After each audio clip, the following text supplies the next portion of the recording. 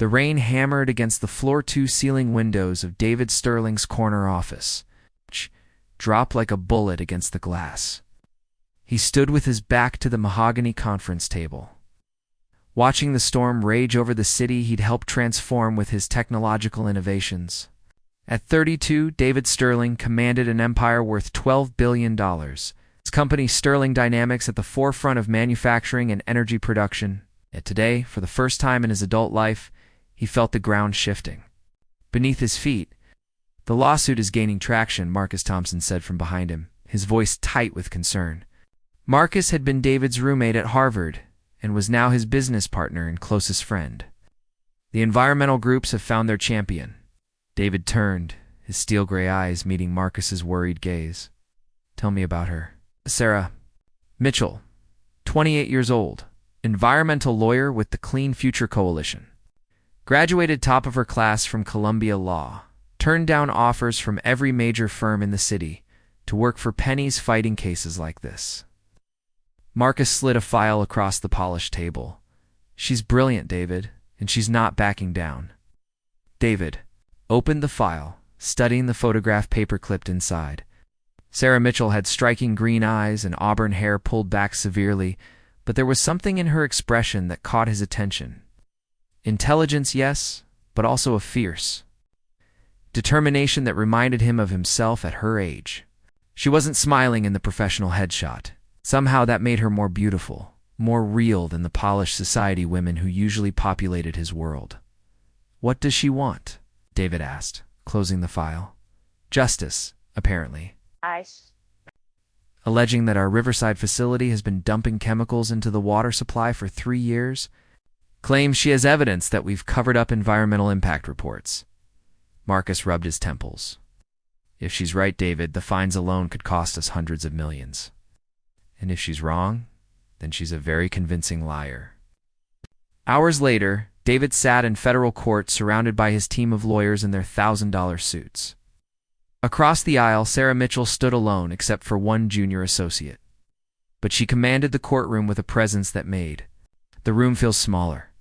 She wore a simple navy blazer and skirt that probably cost less than David's tie, yet she looked more formidable than his entire legal army. "Your Honor," Sarah began, her voice clear and unwavering, "Sterling Dynamics has systematically poisoned the water supply of Riverside County for 3 years, affecting over 50,000 residents. They've buried environmental reports, silenced whistleblowers, and put profits over people." David found himself leaning forward, despite his lawyer's restraining hand on his arm. There was something magnetic about Sarah's passion, the way she spoke as if the lives she referenced weren't just statistics, but real people she knew personally. "We have documented evidence of illegal dumping, falsified safety reports, and deliberate obstruction of EPA investigations," Sarah continued, her eyes briefly meeting David's across the courtroom. For a moment, he saw something flicker in her. Gaze, surprise, perhaps, at finding him there personally rather than hiding behind his lawyers. When court adjourned for the day, David dismissed his legal team despite their protests. He waited in the marble hallway outside the courtroom, watching as Sarah emerged, her associate by her side carrying a worn leather briefcase that had seen better days. "Miss Mitchell," David called out, his voice echoing in the empty corridor. Sarah turned, her expression immediately hardening when she recognized him. "Mr. Sterling, I'm surprised you showed up personally. Most CEOs let their lawyers handle the dirty work." "I like to face my accusers," David replied, stepping closer. Close. Sarah was even more striking. Her green eyes held flecks of gold, and there was a small scar above her left eyebrow that spoke of a childhood less protected than his own. "Accusers?" Sarah's laugh was sharp. "That's an interesting choice of words for someone who's poisoned." "An entire community, allegedly poisoned," David corrected, enjoying the flash of anger that crossed her features. "Right, just like you allegedly buried the environmental reports that proved it." Sarah shifted her briefcase to her other hand, a gesture that drew David's attention to her bare ring finger. "Tell me, Mr. Sterling, do you sleep well at night, knowing that children in Riverside are developing respiratory problems because of your company's greed?" The accusation hit harder than David expected. He'd built his empire on innovation and efficiency, always believing that progress required some sacrifice. But the way Sarah said it, with such personal conviction, made him question things he'd never doubted before. "You don't know anything about me," David said quietly. "I know enough. I know you inherited a company worth millions and turned it into billions by cutting corners on safety and environmental protection. I know you live in a penthouse that costs more than most people make in a lifetime, while families in Riverside can't afford the medical bills for illnesses your company caused.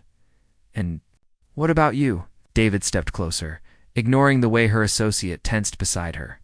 "Daughter of a mechanic, full scholarship to Columbia, turned down a starting salary that would have set you up for life. What's your angle, Miss Mitchell? What are you really after?" Sarah's eyes blazed. "I'm after justice for people who don't have teams of lawyers and unlimited bank accounts to fight for them. I'm after accountability from men like you who think money makes you untouchable." "Men like me," David repeated, something dangerous creeping into his voice. "You mean successful men?" "I mean men who've never had to choose between paying rent and buying medicine. Men who've never worried about whether their children are breathing poison because someone decided their profit margins were more important than human lives." The passion in her voice stirred something unexpected in David's chest. When was the last time someone had challenged him so directly? When was the last time someone had looked at him and seen, not David Sterling the billionaire, but David Sterling? "The man coffee," he said suddenly. Sarah blinked. "Excuse me? Have coffee with me. Let me show you that everything isn't as black and white as you think."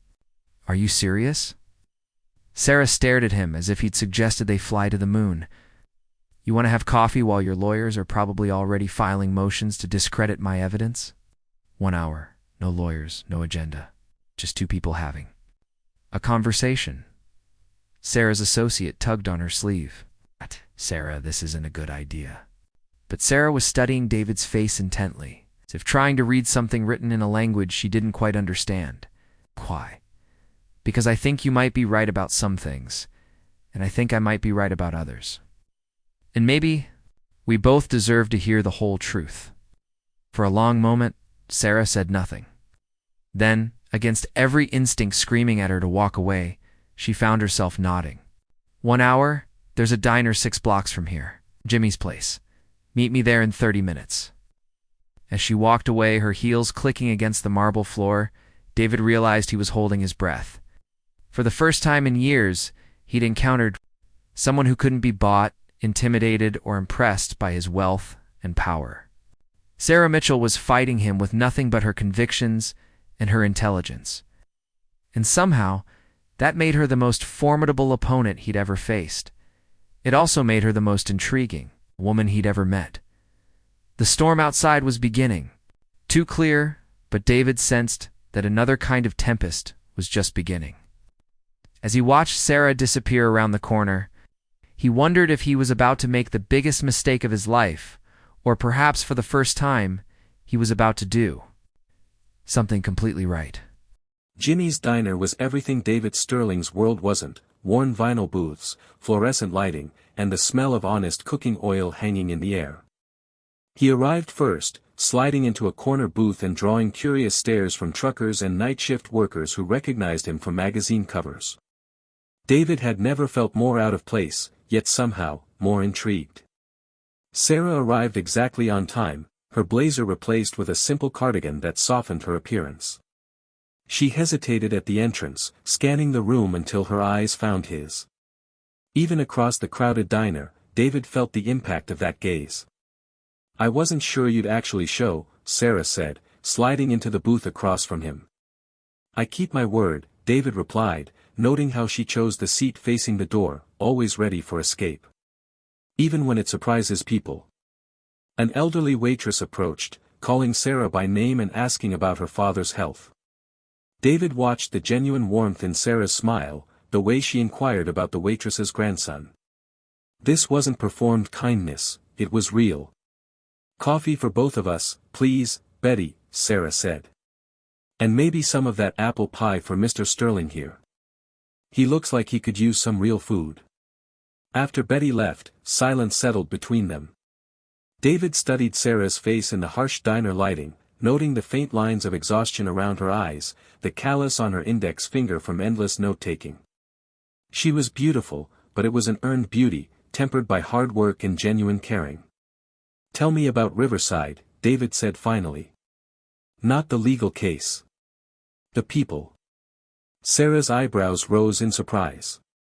"You really want to know?" "I really want to know."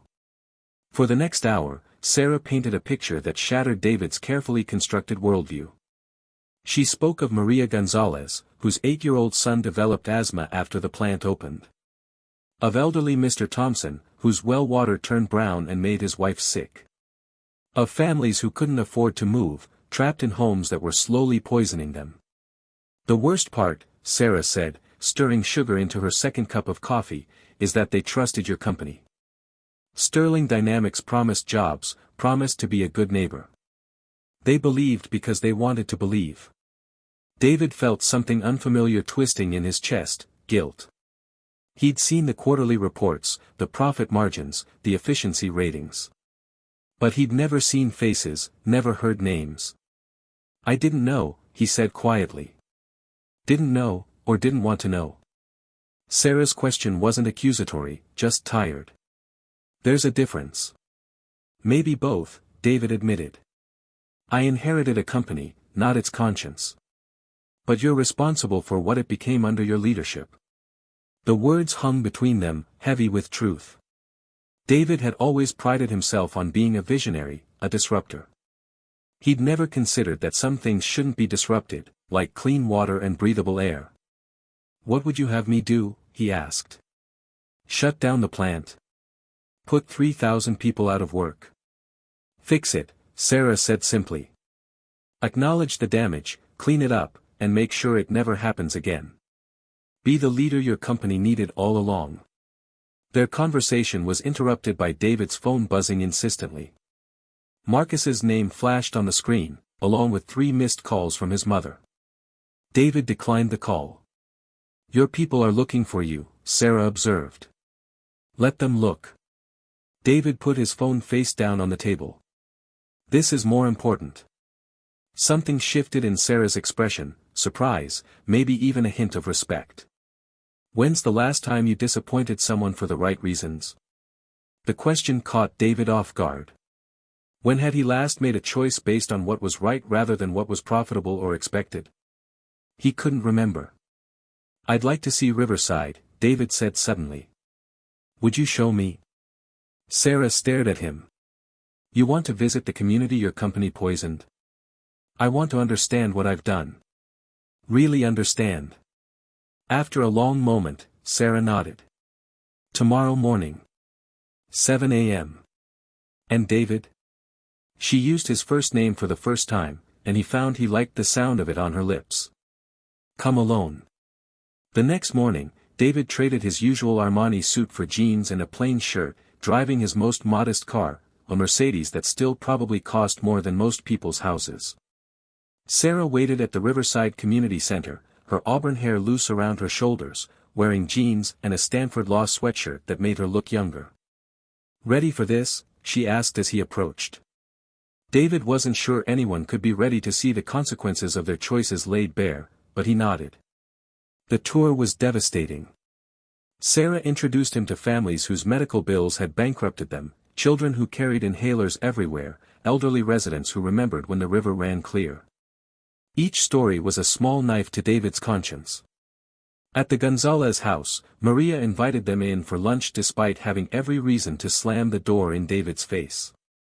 Her son, little Pablo, drew pictures while they ate, his inhaler never far from reach.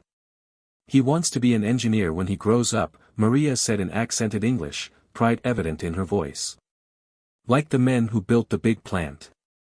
He doesn't understand why the plant makes him sick." David excused himself, stepping onto the small porch where Sarah found him several minutes later, his hands clenched on the railing. "I've been telling myself I was building the future," David said without looking at her. "Creating jobs, driving innovation, growing the economy. You were doing those things," Sarah said softly. "But you were also doing this.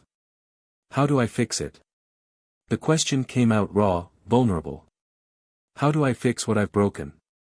Sarah stepped closer, close enough that he could smell her shampoo, something simple and clean. You start by admitting it's broken. Then you do whatever it takes to make it right. Their eyes met, and David saw something in Sarah's gaze that hadn't been there before. Not just anger or determination, but something warmer. Understanding, maybe. Possibly even the beginning of trust. I'll shut down the plant, David said. Today. Whatever it costs. The employees will be relocated or retrained. Full pay during the transition. David's mind was already racing, calculating costs, planning logistics. And we'll fund a complete environmental cleanup. Medical coverage for affected families. Whatever it takes. Sarah's smile was like sunrise after a long night. Your board won't approve that. Then I'll do it anyway. That afternoon, David called an emergency board meeting. His mother, Eleanor Sterling, sat at the head of the polished conference table like a queen holding court. At 65, she remained formidable, silver-haired, sharp-eyed, and utterly ruthless in business. Absolutely not, Eleanor declared after David outlined his plan. You'll bankrupt us with this bleeding heart nonsense. The cleanup will cost us $50 million, David replied calmly. The lawsuit, if we lose, could cost us $500 million. Plus criminal charges. We won't lose, board member Harrison Webb interjected. Our lawyers are the best money can buy. Money can't buy everything, David said, thinking of Sarah's passionate courtroom speech. And it shouldn't. Eleanor's eyes narrowed. This is about that lawyer, isn't it? What's her name, Sarah something? This is about doing the right thing. The right thing? Eleanor laughed coldly. The right thing is protecting what your father built. What I've helped you build. Not throwing it away for some environmental activist who's clearly turned your head. Marcus, who had remained quiet, finally spoke. David, maybe we should consider a middle ground. Limited cleanup, medical fund for the worst cases. No. David's voice was firm. We do this right, or we don't do it at all.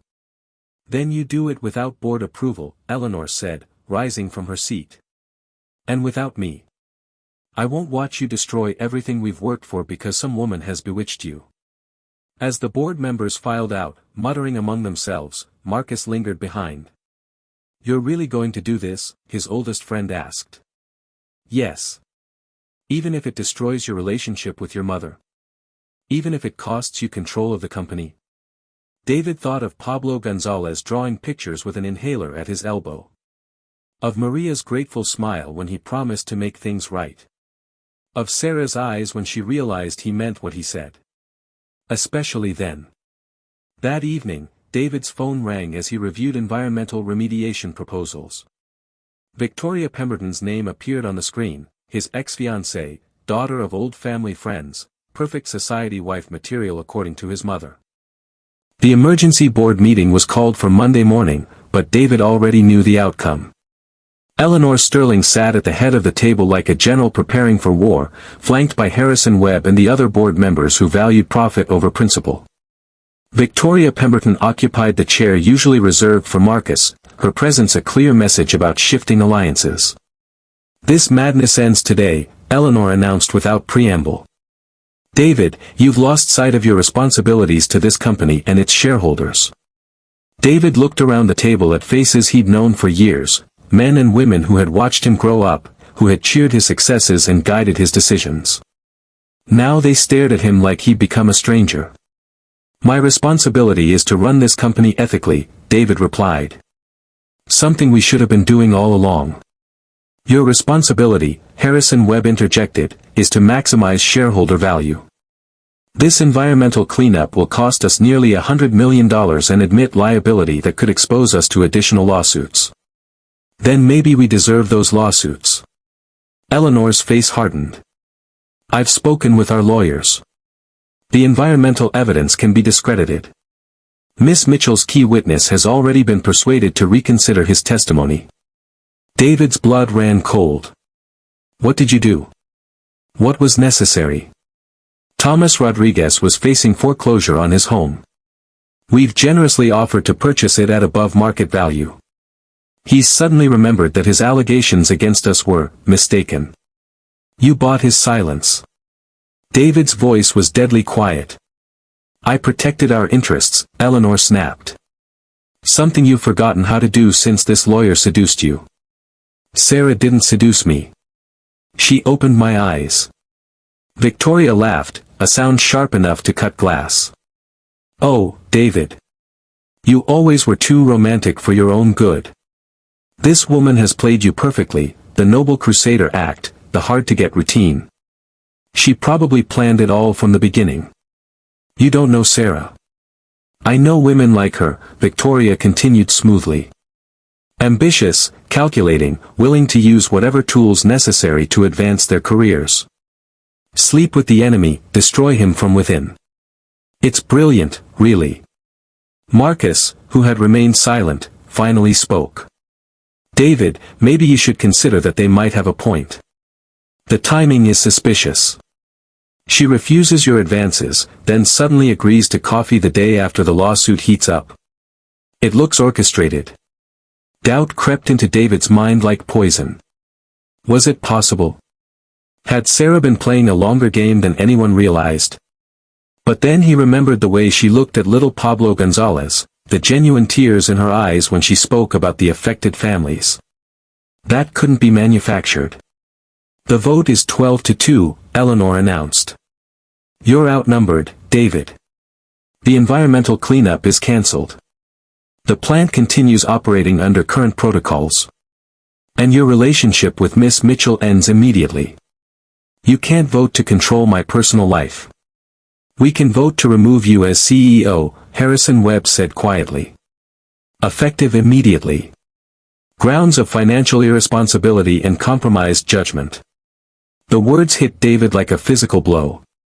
The company his father had built, that he'd grown into an empire, was being taken from him. And there was nothing he could do to stop it. You have 24 hours to end things with the lawyer, Eleanor said, her voice devoid of maternal warmth. Publicly and definitively. Do that, and we'll consider reinstating you after a suitable cooling-off period.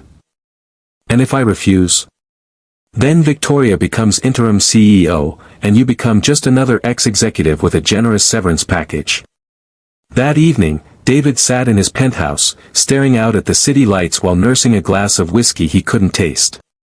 His phone had been ringing constantly, reporters, board members, business associates.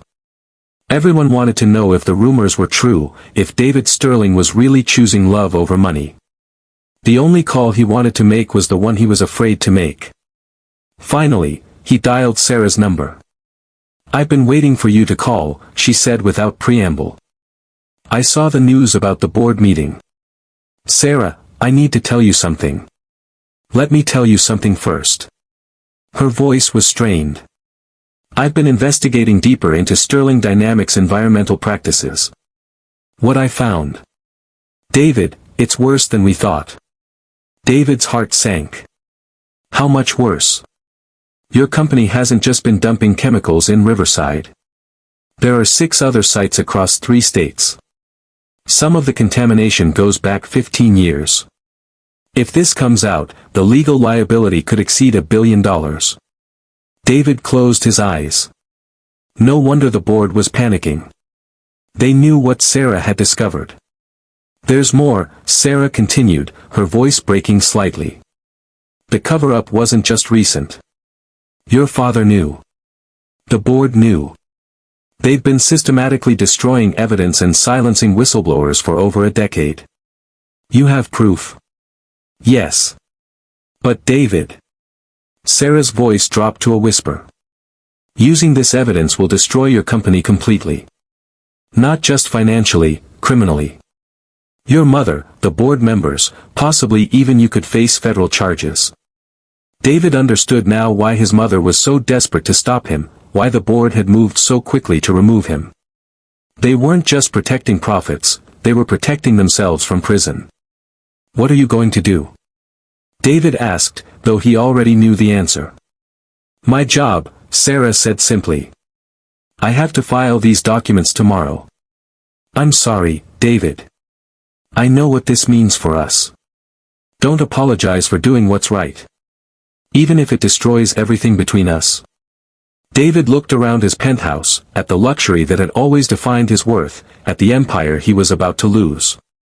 Then he thought of Sarah's unwavering integrity, her courage to fight for people who couldn't fight for themselves. Especially then, he said quietly. File your evidence, Sarah. All of it. David. I love you, he interrupted. And part of loving you means supporting you even when it costs me everything. Sarah was crying now, he could hear it in her voice. I love you too. That's why this is killing me. Then love me enough to trust that we'll find a way through this. The next morning, Sarah's evidence hit the courts like a bombshell. Within hours, federal investigators were seizing Sterling Dynamics records. Eleanor Sterling and 3 board members were arrested. Victoria, who had been interim CEO for less than 24 hours, resigned in a scandal that made front pages across the country. David's phone rang constantly, but he only answered one call. I'm sorry, Marcus said without preamble. I should have supported you from the beginning. The company's finished, isn't it?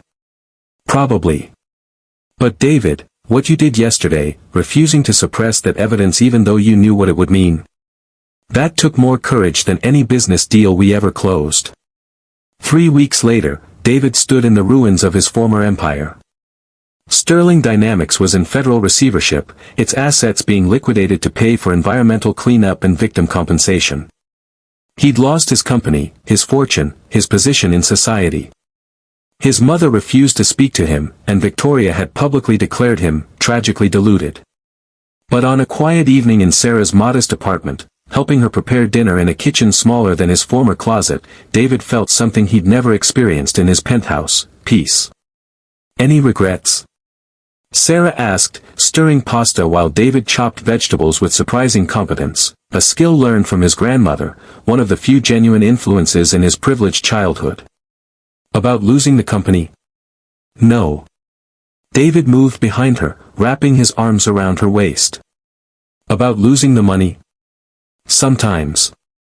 About falling in love with you? Never. Sarah leaned back against his chest.